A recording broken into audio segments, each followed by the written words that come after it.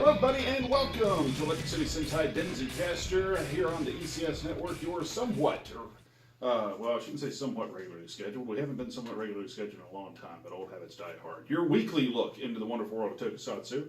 I'm your host, Mike, and this week I'm joined by Andrew, William, and today we are taking a look at episodes 11 and 12 of Choujuu Sentai Liveman, the 1988 installment in the Super Sentai series. Today, the two episodes we're taking a look at are The Man Who Bit a Brain Beast and Super Genius Ashura, which this is the two-part episode that introduces the fourth general, the fourth doctor for the Brain Beast Army, Volt. Brief synopsis, we are introduced to a character named Arashi Busujima, who is an underground gang leader and a complete moron. Apparently he cannot count without using his fingers, and he hates all geniuses. We first see him beat the bejesus out of a brain beast all by himself, no powers, no nothing. And actually managed to take control of not only the brain beast, but of all of the, they call them ape men, we will refer to them as were-apes, created by the brain beast when the brain beast bites human beings. And then part two of the two-parter sees Professor Bias kidnap our gang leader and manipulate him into becoming Dr. Ashura, the fourth of the doctors, and basically turns him into this ultimate genius who has both brain and brawn, more or less. So, but apparently he still hates the Science Academy, he still hates geniuses, just now he is one. So, first impressions out of this pair of episodes. We'll start with you, Andrew, because this is your first time seeing Liveman at all. And, what the hell did I walk into? you walked into 80s Super Sentai at its finest. basically. So it is definitely a product of its time. It's 1988. Definitely 80s. Skateboards and music and all. Liveman was, in my opinion, it's actually probably the best of the 80s Sentai shows. And there were a lot of really good Sentai shows in the 80s. I'm actually online here at the moment. To give you an idea of the 1980s, the 80s saw Sun Vulcan, which is far trippier than this show, Gogol 5, which I've seen practically none of, Dynaman, which is considered a pretty big, important series, and more or less from Dynaman on through the 80s, they get on a roll of really good Super Sentai shows. Dynaman, Bioman was the show that almost became Power Rangers in 1984, because that was the first one Saban took interest in, and it got acclaim internationally. But you had Bioman, Changeman, Flashman, Maskman, and Liveman back to back, and they were all extremely good shows. Does anybody else think that sounds kind of like a Mega Man villain lineup? Yes. Yeah, I mean it does. It does. I mean, if you want to get right down to it, Dynaman, Bioman, Changeman, Flashman, Liveman, Maskman, Fiveman, Jetman. I'm sure some of these actually have been Mega Man villains. I got 3 so far. There was one called Gingaman. And Gingaman actually was the last one to use the word man as part of the title. So, there you go. But yes, it's sort of, which ones were all Mega Man villains? Say them again. I know Flashman was one. Yeah, because I remember Flashman. Was it Jetman? Jetman's one. Changeman. Nope. Bioman. Bioman sounds like it would have been. Maskman. And I'm fairly certain Gingaman was not. So there were at least 2. But what struck you with your impression of holy crap, what am I watching now? Keep in mind, because we've watched like not for the show, but we've watched a little bit of Winspector. Yeah. And we've watched Gavin, the movie, together. And you've seen Garo and things like that. Actually, I think this is probably the oldest thing you've seen. Yeah, the oldest one. So, I'm still laughing at him biting the Brain beast. he was biting the brain beast. Yeah.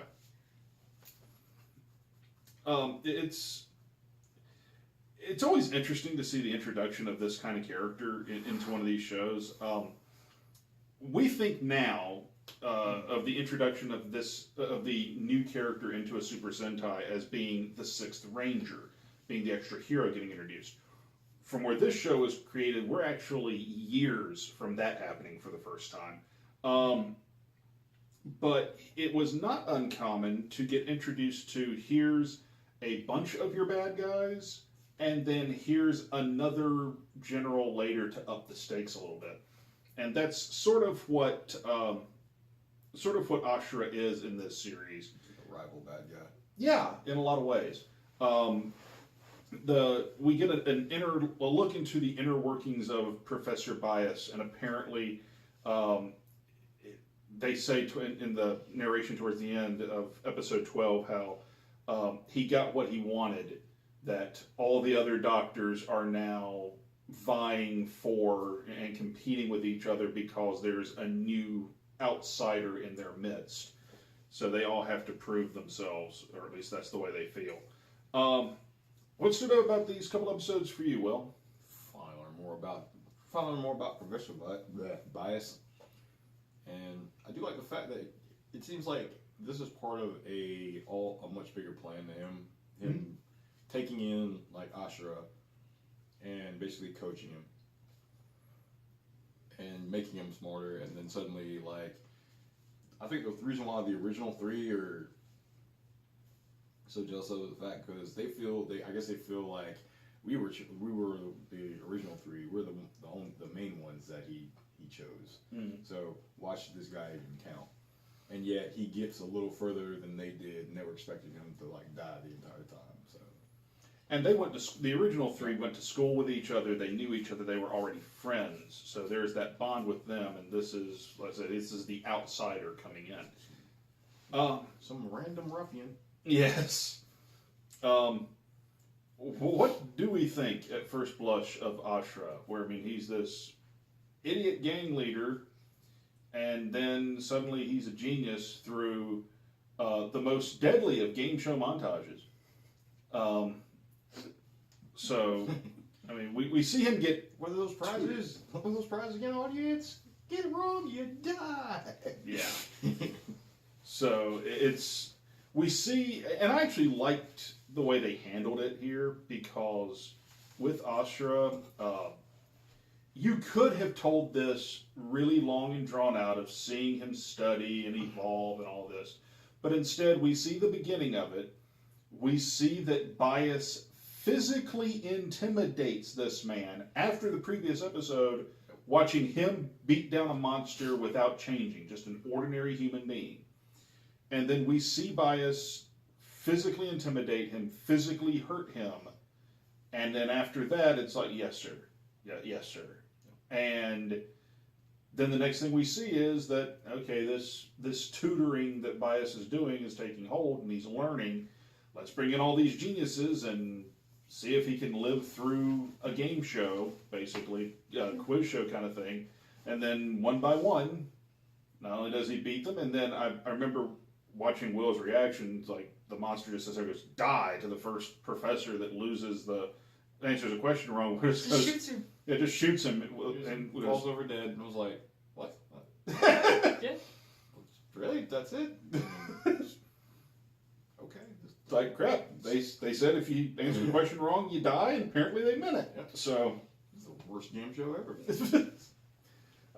Sam watched with us, and I liked her reaction. You are the weakest link. Goodbye.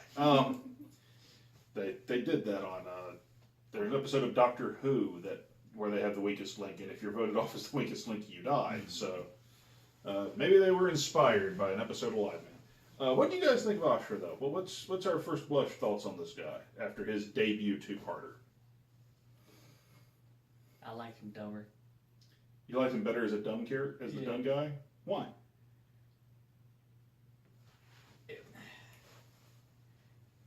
The whole brainy side of him just, it's like it's not clicking. Not yet, anyway. Right.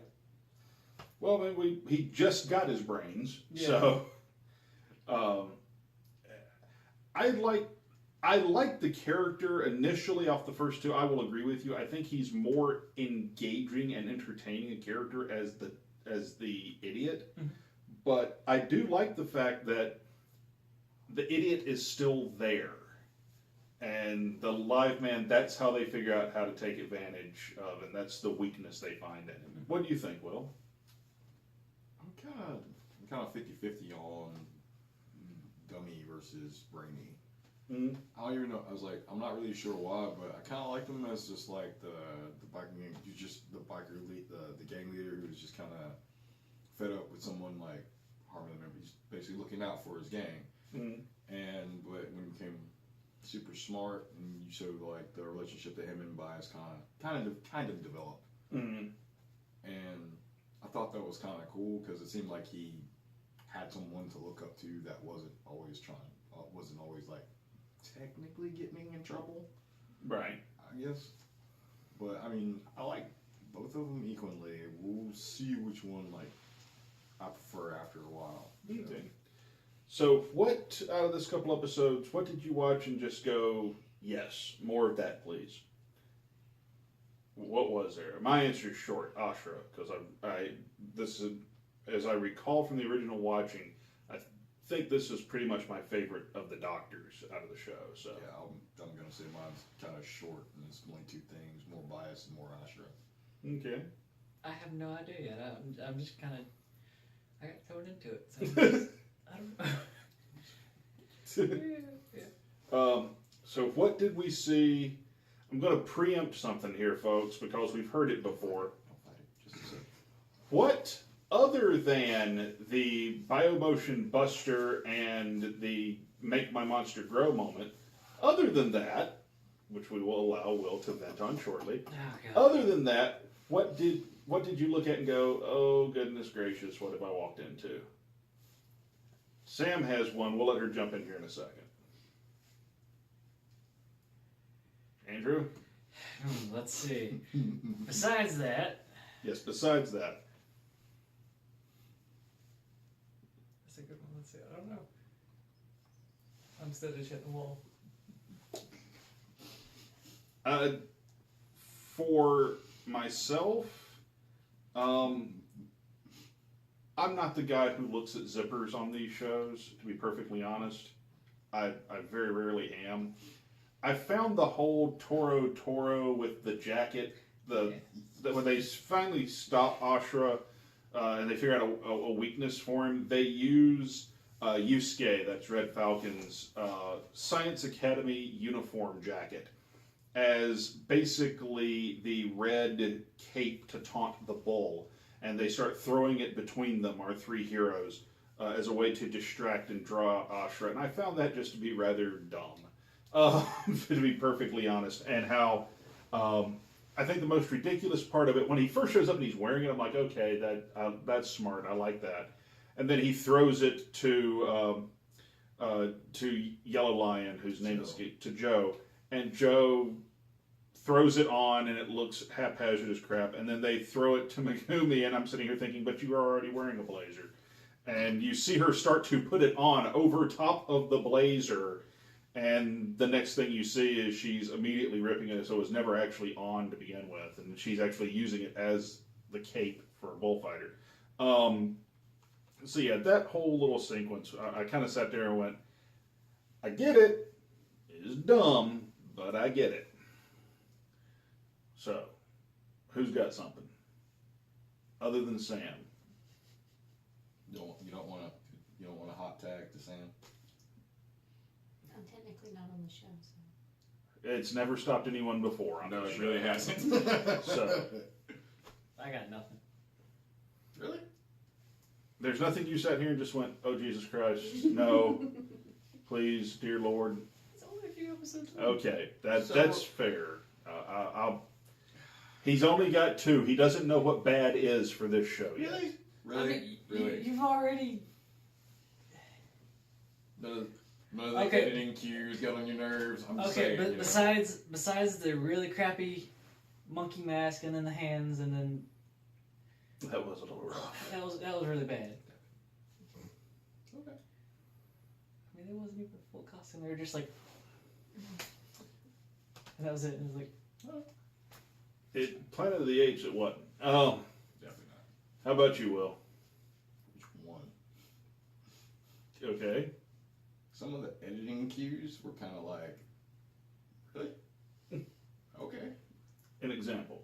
When Ashura goes up and does his like little ground kick to Red Falcon, and suddenly in the exact next scene, Red Falcon is out of the ground like almost immediately. They give you a fight scene and you don't like the fight scene.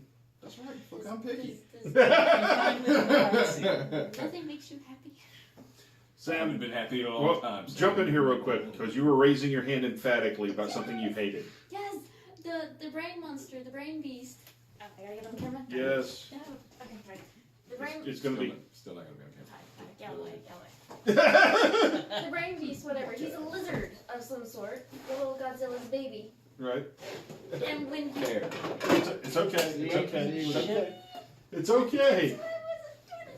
The brain beast, lizard, Godzilla's baby. When he bites people, they turn into monkeys. What? Why not little baby lizards, or he be a monkey? That makes more sense with the were-monkeys. I think it was supposed to be like a type of monkey. The brain beast itself is supposed to be a type of monkey. But he looked like a lizard. Yes, I know this. I'm just saying.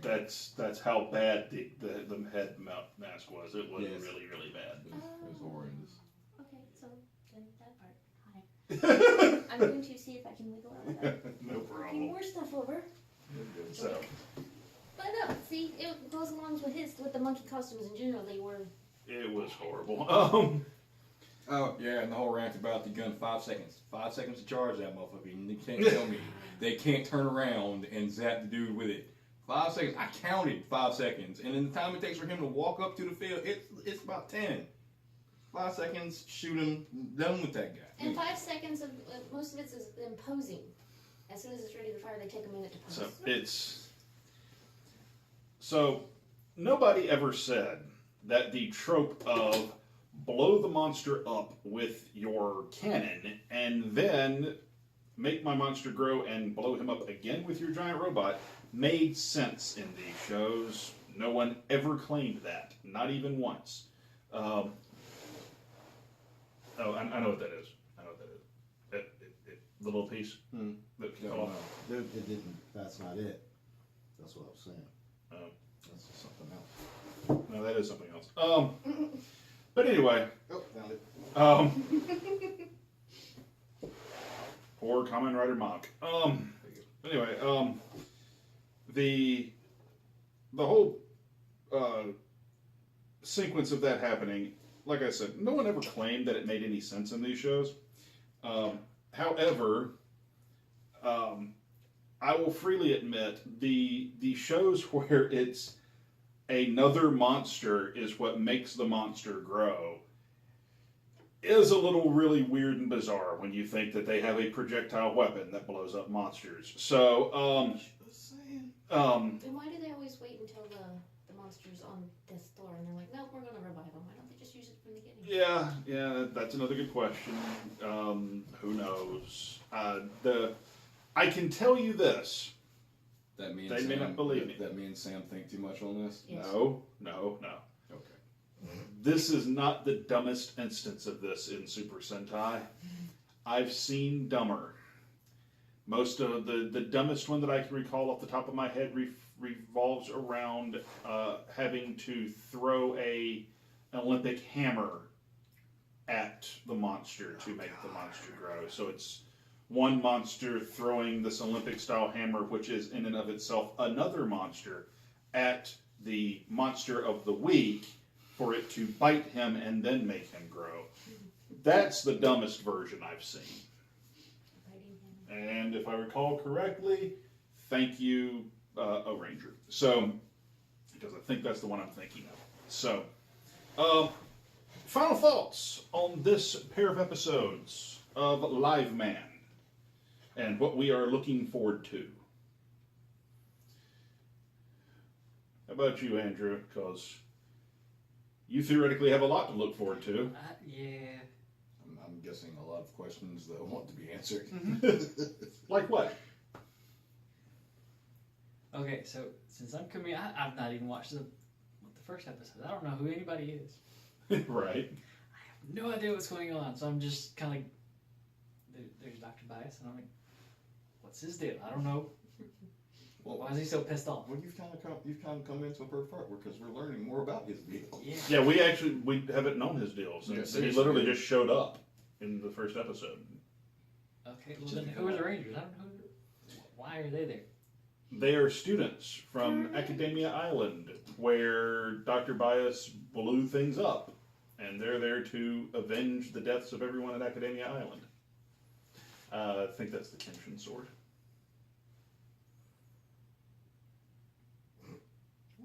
It's gonna be alright. Okay, That's sad. I feel nervous. tiny bit. Yeah. Just a tiny bit.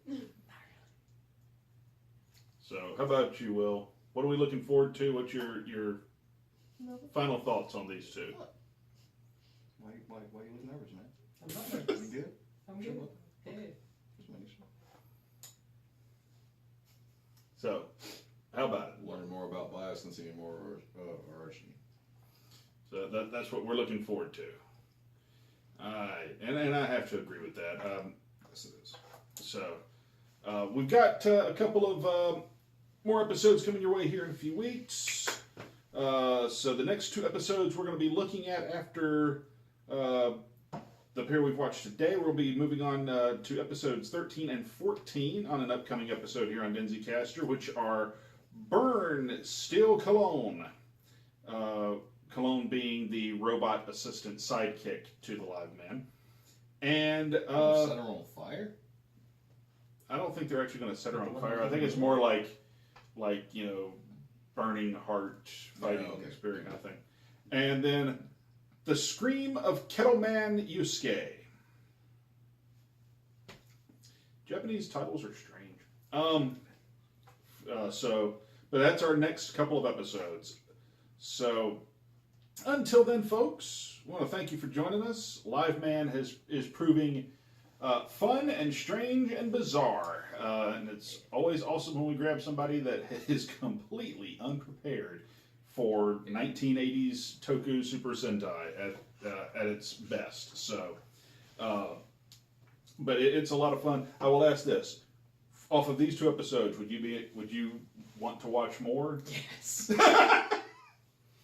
Well, I guess Andrew will be here for a while on this one, folks. The questions. So, folks, until next time, please share, like, subscribe, do all those things you do here on YouTube. If you like the video, leave us a like, subscribe to the ECS Network, leave a comment down below, let us know what you think.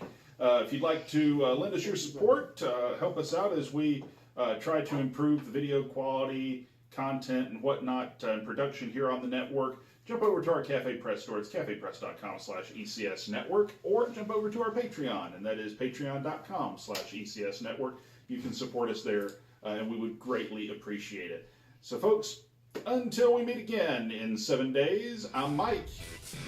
I'm angry. And we'll see you next time on Denzicaster.